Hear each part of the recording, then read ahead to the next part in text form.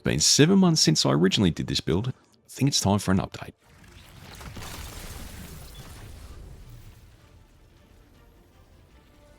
Now, I had these enemies set to ultimate difficulty, so these esteemed Centurions, they do take a bit of work to get down, but as you can see, one class ability wasn't enough, and these Legionaries do not stand a chance as we take them down one after another.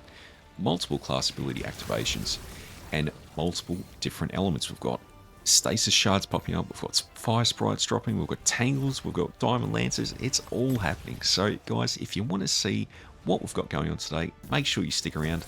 Let's get into it. Here we go. Now I want to start with the artifact today because that is going to give us a bit of an inkling as to why we're running two different classes on this build. Now for the keen observer, you would have seen that we had Bolt Charge occurring on those class ability activations at the start. So we actually have four different elements occurring. We have Arc, we've got Stasis, we've got Solar, and then Strand as well. So a lot happening in one class ability. Now I'm going to go through the artifact perks now. Feel free to pause each perk there, but I'm going to go through them quickly. We had Wind Chill, Trace Evidence, Hail the Storm, Frost Renewal, Retinal Burn, Brain Freeze, Served Cold. So each of these serving a unique purpose, giving our build some sustained survivability, a lot of damage output too, along with some utility where we blind targets once we have armor charge as well. And speaking of armor, let's go through our exotic item today, the Stoicism or Stoicism for the Titan, running two intrinsic traits of Spirit of the Horn and Hoarfrost. They work very nicely together. Hoarfrost will set up a crystal barrier, but Spirit of the Horn will try and send out the projectiles which immediately explode the barricade for a very destructive activation. There's plenty more to add to this build, guys. Let's have a look at the subclass. So specifically our abilities, we've got Rally Barricade, so we've got that coming back as quick as possible. Thunderclap, because whilst we have enemies affected by stasis, our arc abilities now do more damage to them. So Thunderclap is the obvious one. Glacier Grenade, just so we can overlap that with our explosion of our class ability, and if we need to thunderclap something, throw the grenade down first, make sure they're frozen, and then blow them up with a melee attack. Next up, it's going to be our aspects. So our aspect is going to be Drengislash and Diamond Lance. Drengislash has had a bit of an update. Final blows on targets affected by Suspend, Unravel, or Sever grant class ability energy. So it basically just feeds itself, along with Diamond Lance, giving us the ability to get Diamond Lances and throw them, freeze our enemies, and then get additional arc damage onto them.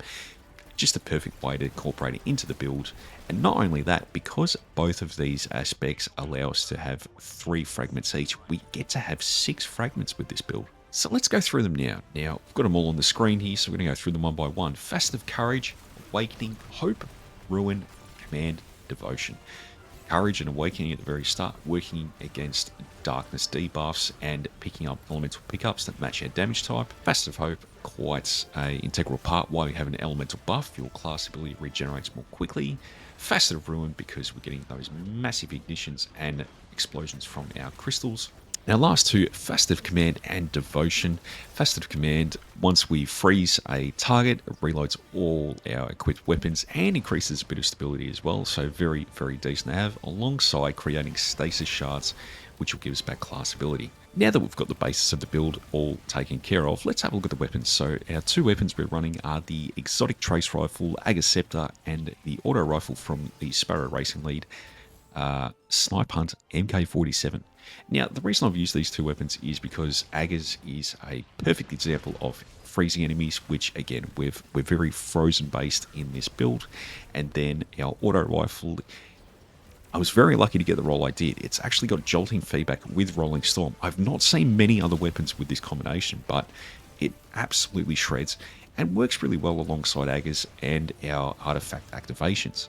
Now guys, I don't actually have a locked in heavy. I didn't really know what to put in that slot. I'm using a Stasis grenade launcher, which was the Typhon GL5. Bit of an old one, but a bit of a good one too. Chill clip with Genesis.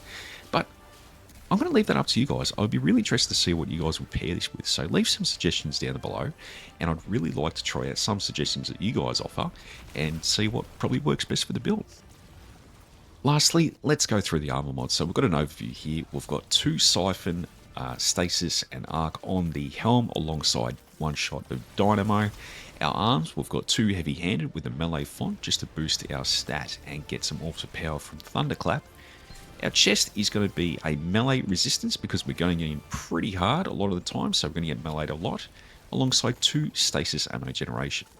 The legs is going to be a Stasis weapon surge, better already, so we can get some health back with our orbs, and a Stasis scavenger. And the mark is going to be a class font, 1 shot of Reaper, and then powerful attraction to get all those orbs back.